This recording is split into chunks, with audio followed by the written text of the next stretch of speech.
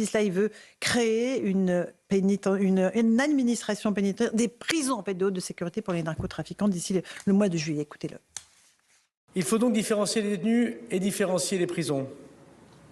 Et c'est pour cela que j'ai annoncé pour la première fois depuis bien longtemps, depuis la libération sur le sol de notre pays, la création d'une prison de haute sécurité qui pourra mettre de côté de la société à l'isolement total les 100 plus gros narco-bandits de France, quel que soit leur statut de détention provisoire ou de peine définitive.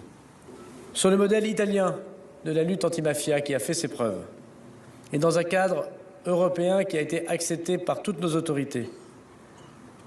Ce sera un lieu de détention inviolable, où il sera absolument impossible de se faire livrer téléphone ou drogue, de menacer les agents ou de communiquer à l'extérieur. Voilà pour Gérald Darmanin, on le souhaite, qu'il dise la vérité, François Pupponi. Un lieu inviolable, Mohamed Amra avait 16 téléphones portables. Hein. Oui, mais le problème, c'est qu'on sait très bien comment ils rentrent.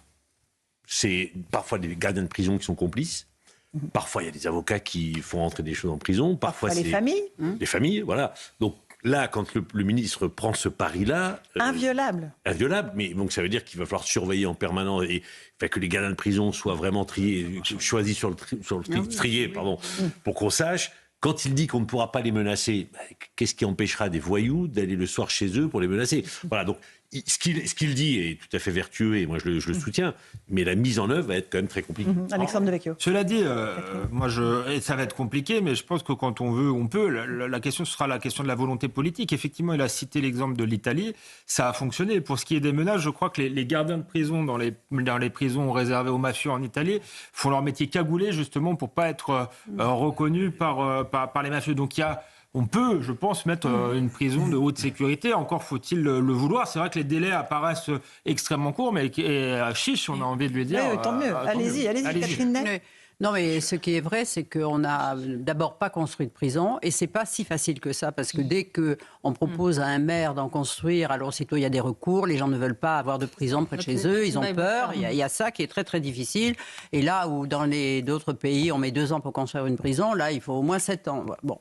D'autre part, c'est vrai que culturellement, la gauche était contre les quartiers de haute sécurité. Badinter les a supprimés. Madame Belloubet voulait bien construire des prisons, mais sans barreaux. D'ailleurs, c'est ce que disait ce matin Béatrice Brugère, qui s'y connaît. Donc là, il faut complètement changer de philosophie.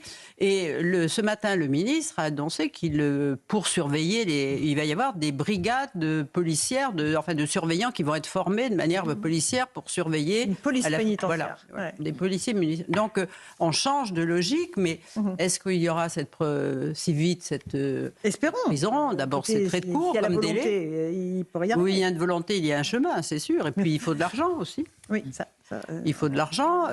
Période de restriction budgétaire, effectivement. C'est difficile, mais... on écoute juste Béatrice Brugère, vous y faisiez mention, c'est magistrate, secrétaire générale du syndicat Unité, magistrat FO, elle a été l'invitée ce matin de Sonia Mabrouk. Le diagnostic, il est extrêmement important parce que là, on est quand même, on a 2 problèmes. Un, on a un problème de déni qui est consubstantiel à notre société, et on a un problème d'absence, je pense, ou de rigueur intellectuelle sur la connaissance des phénomènes criminels. Il faut réinvestir ce champ criminel. Je vous dis par exemple, on ne fait pas de criminologie comme d'autres pays. Donc en fait, on a toujours l'impression de découvrir les choses. Or, ça pose plusieurs problèmes. D'abord, parce qu'on est en retard sur la connaissance des organisations criminelles, et 2, parce que ces organisations criminelles sont en mutation permanente. C'est-à-dire que ce que vous savez hier n'est pas nécessairement valable pour demain. Donc il faut réinvestir le champ criminel. Si le diagnostic n'est pas bon et il est évolutif, à ce moment-là, nous serons à côté de la problématique. Et par exemple, ceux qui disent qu'aujourd'hui, on peut parler de narcoterrorisme, si vous avez des organisations criminelles qui ont pris le contrôle de certains quartiers, qui tuent, qui font des règlements de compte, ils font une forme de terreur. Et je pense que la menace du narcotrafic est aussi importante que la menace du terrorisme. Gauthier Lebret. Alors vous avez ce que dit Béatrice Brugère, vous avez la prison prison que veut construire Gérald Darmanin. Et puis vous avez les propos du maire de Grenoble, Éric Piolle, qui dit qu'il faut apprendre à vivre avec les dealers. Il faut trouver un modus vivendi, dit le maire de Grenoble. Il propose aussi un référendum pour dépénaliser le cannabis. Je peux dire ce qu'il a dit ce matin. Nous avons une responsabilité collective. Nous devons lutter férocement contre le narcotrafic et nous devons lutter pour l'émancipation des jeunes, leur proposer des solutions. Nous devons accompagner les parents. Il faut trouver un modus vivendi avec les dealers. Voilà. Comment on peut trouver un modus vivendi avec les dealers? Comment on peut prononcer cette phrase? Moi, je ne partage pas du tout l'avis du maire de Grenoble. Mais quelque part, je comprends ce qu'il dit. Ah bon. Je suis en désaccord. Je m'explique. On deal avec les dealers, alors. Non, je m'explique. Quand vous êtes dans des quartiers où il y a du deal, et qu'on est le maire de la ville, on n'a aucun pouvoir.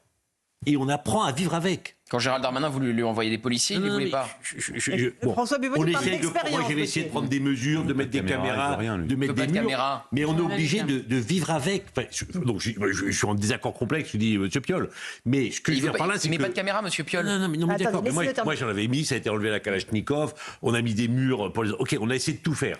Et donc, le maire d'une ville, il est obligé de faire avec.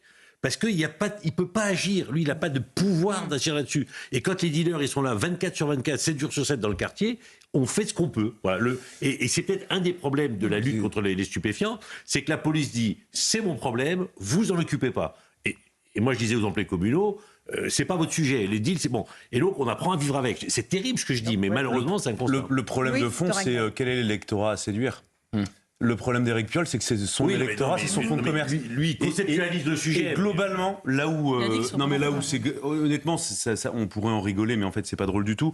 Éric Piolle, il avait quand même il a un procureur de la République qui est remarquable, et il avait un préfet jusqu'à il y a peu de temps qui est devenu le patron de la police, Louis Laugier, qui a tout fait, qui était nommé là justement pour essayer, tant bien que mal, d'essayer de déjouer les contrefeux du maire de Grenoble pour éviter que cette ville s'embrase. Et donc, il y a eu un conflit entre l'État et le maire qui a duré des années et des années, et on voit bien qu'en fait, en réalité, Éric Piolle cherche à séduire un électorat. Il fait de la politique. Il est réélu à chaque fois. Et il est réélu. D'ailleurs, il est très bien élu. Il a été réélu à chaque fois sans problème. Hein. Mais donc, on voit bien qu'il met la morale vraiment là où ça l'arrange. Alexandre Devecchio, ça vous laisse circonspect ce débat? Non, mais effectivement, les accommodements raisonnables vont très loin. Mais c'est pareil avec les islamistes. Maintenant, c'est avec effectivement les narcotrafiquants. Effectivement, il y a un problème de morale élémentaire et une forme de naïveté tragique. Parce que s'ils croient qu'on peut trouver un modus vivendi avec des trafiquants, ils ne respectent que le rapport de force.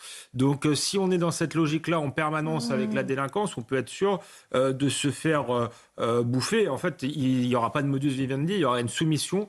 C'est déjà le cas, mais une soumission complète de la mairie, mais peut-être demain de l'État, à ces trafiquants-là. Allez, on avance. Catherine, vous voulez rajouter quelque chose? Non, mais après Monsieur Piolle, qui, enfin, je crois, ne se représente pas l'année prochaine. Bon, alors peut-être qu'il y aura un maire qui... Mais quand vous dites, M. Pupponi, que là où vous êtes à Sarcelles, vous disiez... On fait avec ce qu'on peut, enfin, mais en fait, vous pouviez très peu. Donc, ça veut dire que les maires aujourd'hui ne peuvent, qui sont de plus en plus, toutes les villes moyennes sont envahies, et peuvent très peu. Et donc, c'est assez. Ce que je faisais, une des choses que je faisais, ce qui était complètement illégal, bon, mais je le dis, tant pis, c'est qu'avant d'embaucher des animateurs du quartier, j'allais voir discrètement le commissaire de police en disant, vous pouvez me dire si lui il est clean ou si je ne vais pas embaucher le dealer du coin. Parce qu'un jour, c'est un père de famille qui m'a dit, mais moi je ne mettrai plus mon enfant dans le local. Et pourquoi? Vous avez embauché le dealer du coin. J'en savais rien que c'était le dealer du coin. Moi. Donc on se faisait... Parce que sinon on n'a pas...